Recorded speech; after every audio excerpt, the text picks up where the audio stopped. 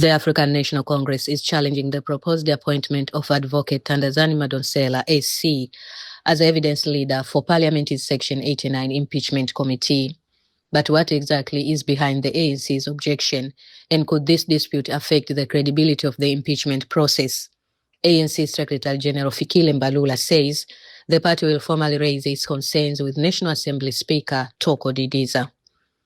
The central issue is Madonsela's previous involvement in providing legal advice to the ANC on the same impeachment matter.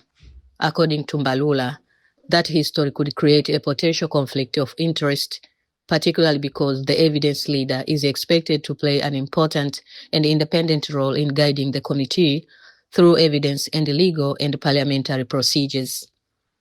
The Section 89 committee is dealing with allegations that could potentially lead to the impeachment of President Cyril Ramaphosa. That makes the role of the evidence leader particularly significant. The ANC's argument is not simply about whether Madonsela previously worked for the party. Its concern is whether that previous involvement could raise questions about his independence in the current process.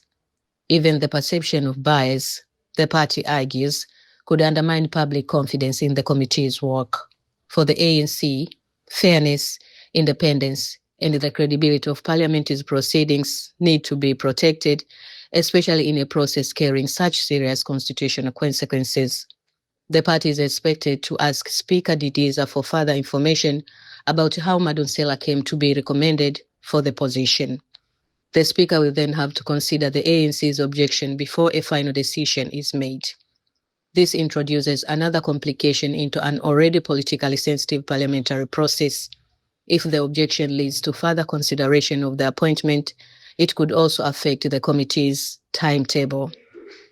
At the same time, the information presented so far does not establish that Madonsela would necessarily act improperly or lack independence.